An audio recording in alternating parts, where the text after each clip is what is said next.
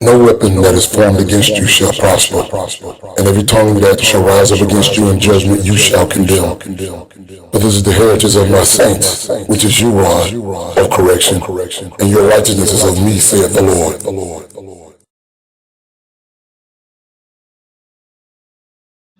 Till I'm gone up in the sky. Always wanted to fly, and I'm gonna get my chance if you got a chance. Do the same thing. If you refuse to follow Jesus, you a lame brain. You think this is God here, God's way. If you say you hear God, you ought to know. Well, I'm not your hero.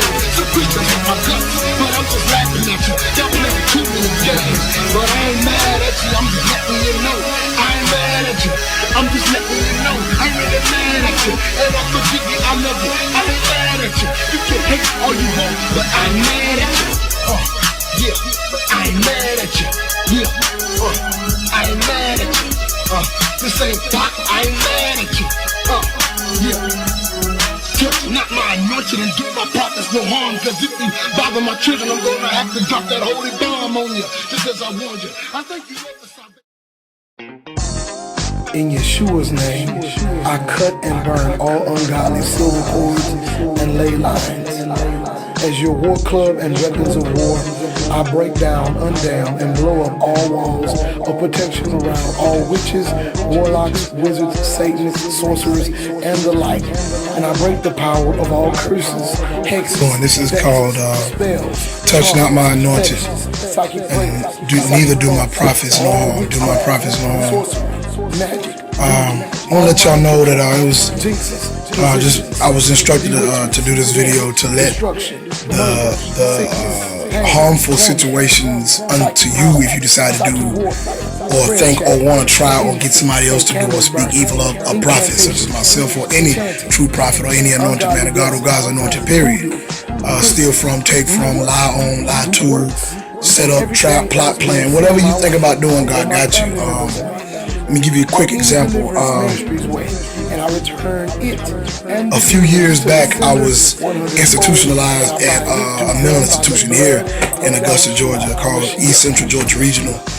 Each time I went there, well, you know what, I'm gonna go back further. There was a woman who, I was, trying to leave a certain place I was staying at with my mom and dad, and they, not they, but the person, they didn't mind taking me in, so they took me in, and they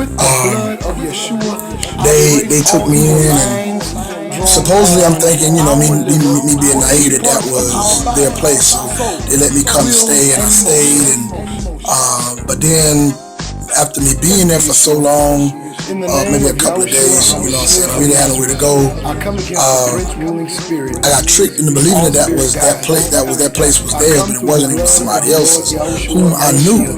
And this woman, I ended up getting put out because she lied, because I thought it was her place. But, at that time, my understanding was low, and I didn't really have a spirit of discernment like I have now. So, but either way, I was still God's anointed. I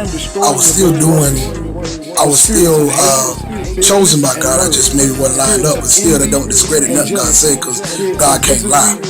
Now, I ended up, moving out and going, finding my own place, went through some stuff, found out after later on I was institutionalized. But when I got out of the institution, I found out that, okay, stop right there.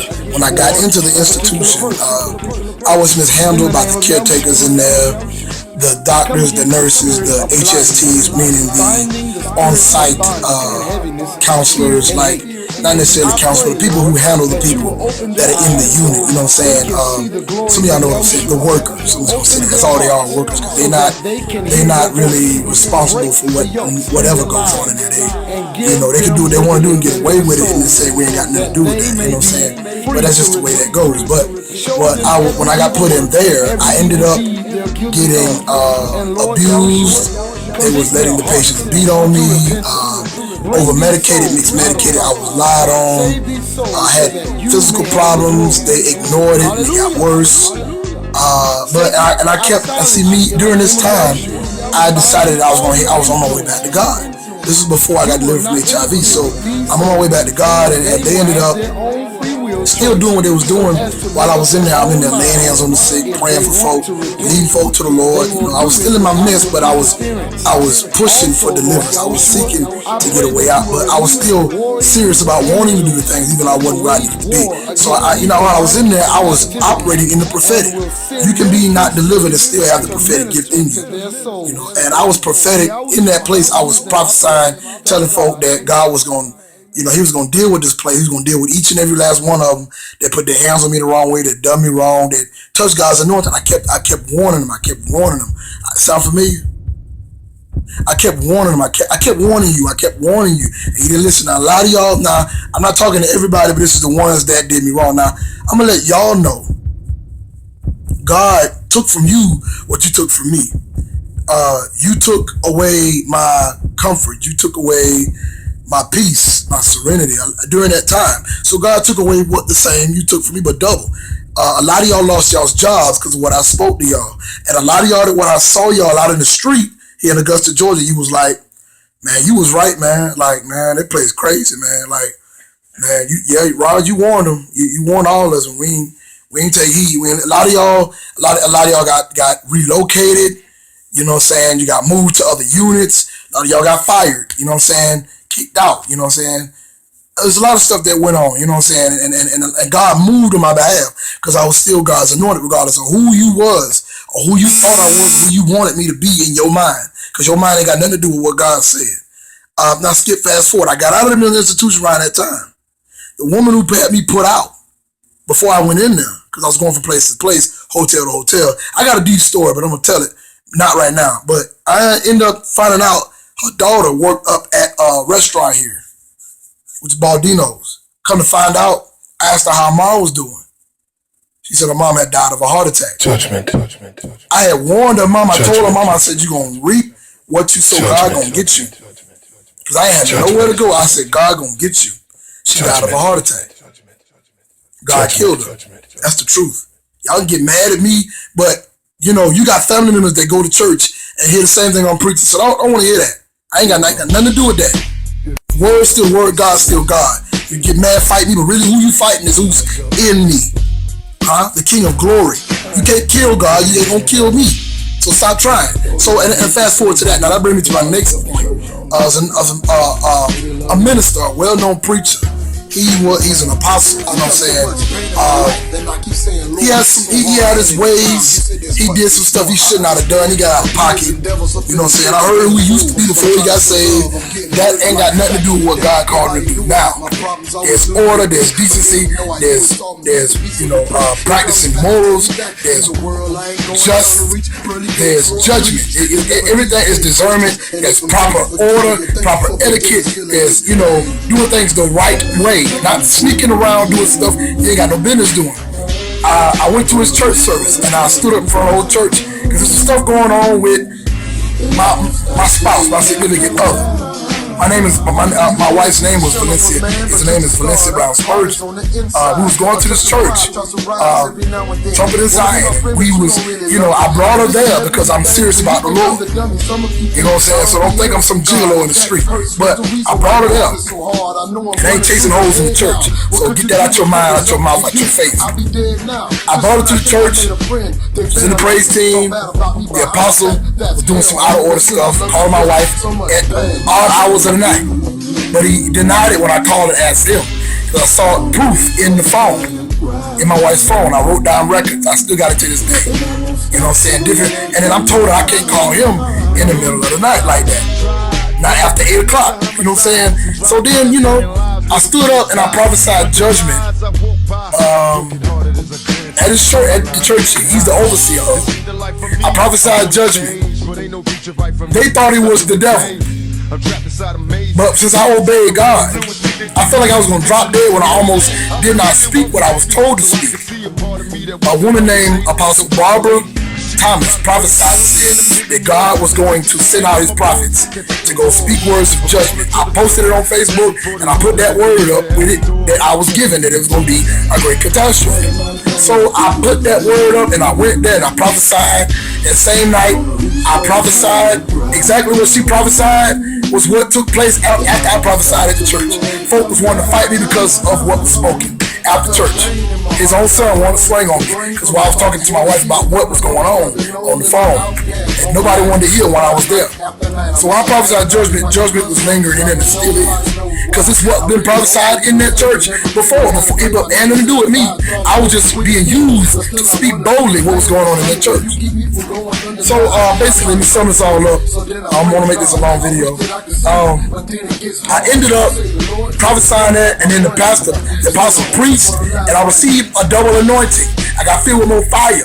I didn't die. I didn't drop dead. I got filled with more fire because I obeyed. The Bible says, I give my spirit to them that obey. So I got more. That's why he preached the way he preached that night, because God had to give me a dose. And the way he preached, he dropped one knee and got right back up and shot fire.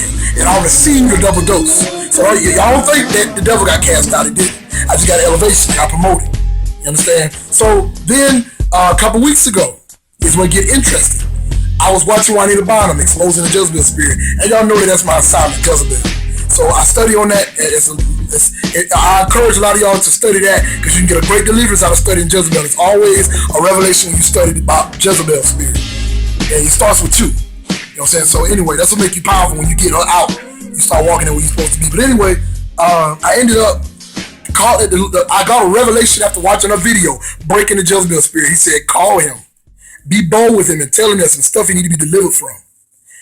I called him. I said, man of God, I was sitting there watching blah, blah, blah, blah. You know, the Lord told me, showed me this and that, this and that. He's told me to tell you there's some stuff you need to be delivered from. He was like, man, I ain't know about that stuff. You know, I'm covered in the blood. But he started flattering me at first. You know, like, oh, yeah, right, true, yeah. Like he was receiving it. But then when I told him what the Lord told me to tell him, he said, man, I ain't worried about that stuff. I'm covered in the blood. I said, I know you are, man of God. I know you are. But even the truest ones need to be checked. Even the greatest ones need deliverance. My pastor, Bishop Morris Williams, who's affiliated with Trumpet and Zion, went through a deliverance himself at the church that he goes to now, at Turning Point Restoration Ministries. So, you know what I'm saying? So I know I ain't telling no lie. So I told him, you know what I'm saying? He was like, man, I got to go. I'll talk to you later. All right, click. On the phone up. He on the phone up on me while I was talking to him. So he had another call, which I didn't believe. So he on the phone up. And after he on the phone up, you know what I'm saying? I think about a week, 2 weeks later, I got a text from a sister.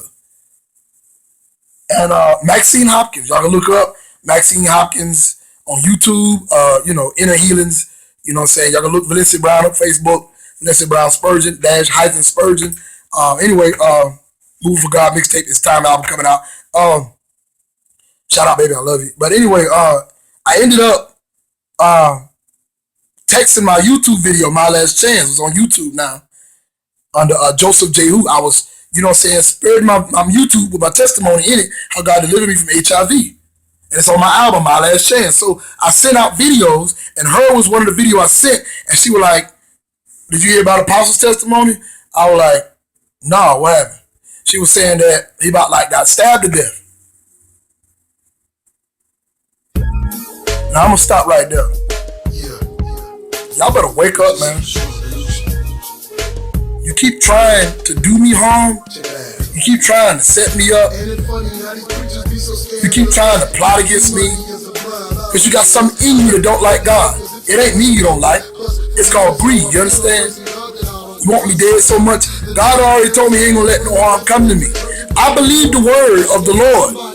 You might not believe it, but just because you don't believe it, don't mean it ain't gonna work for me, because God can't lie. You the liar, because you lying to yourself thinking God ain't gonna fight for me. That's your lie that you want to believe. Lies don't last. You ain't noticed that? Because you gotta tell one lie. Well, if you tell one lie, you gotta tell another one to cover it up. But I just want to make this video and let y'all know, touch not the anointed of the Lord. David himself knew not to touch Saul, no matter how much wrong he thought of him. He didn't do nothing to him. He didn't touch him. He didn't put his mouth on nothing that Saul was doing. You see what happened to Saul, right? It's such a sad thing to see a dignitary lose. But you know, I'm not gonna play with y'all. I just made this video to let y'all know that God is in me, and the more I obey, the more he fight. He fight for those who serve him. You understand? So y'all have a great day, a blessed day, and keep your mouth off me day. Keep your mind, your evil thoughts off me day. And we're gonna be okay. You understand? Now, if you want to sow to this ministry, go to PayPal and sow to I'm choosing my Death King. deliverance. I need to know what Jezebel is plotting so I can destroy prophets with the hotness. Witchcraft gon' stop it. Yeah, these preachers under strong delusion.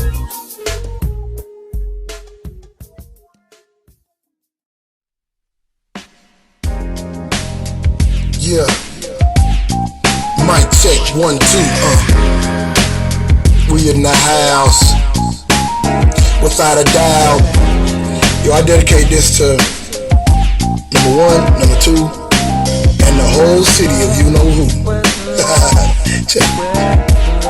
Now as I walk through the valley of the shadow of death, I will fear no evil, nor be dismayed at the people's face. The breath I take won't be the last one. For the one who runs this race won't be the fast one.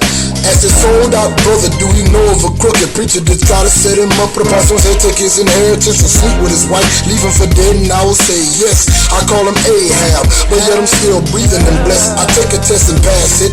No weapon formed against me, so quit thinking you gon' blast it. I'm past every roadblock, I'm so hot, I'm burning with the spirit of Jehovah. I don't care how loud your motor is, it's over, kid. Stop trying to compete for my defeat, cause no surrender, no retreat. To defeat the purpose of the rod of correction. Boogie, you tripping, what else you sipping? And besides that question I had to ask you, church, where's your love at?